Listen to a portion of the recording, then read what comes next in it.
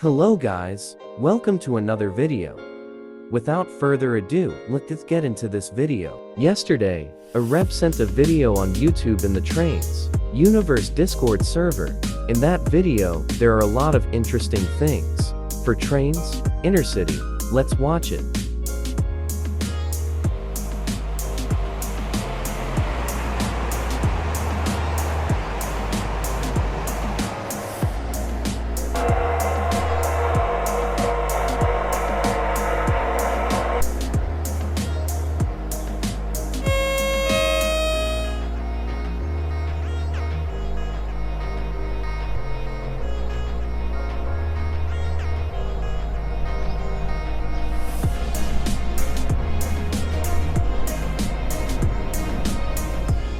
In that video, we saw a class 370 apt also shows a working pantograph and lights. This shows how much work a rev had done on the game.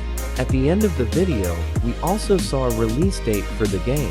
It is coming out August 15th. Here's some of the previews we received.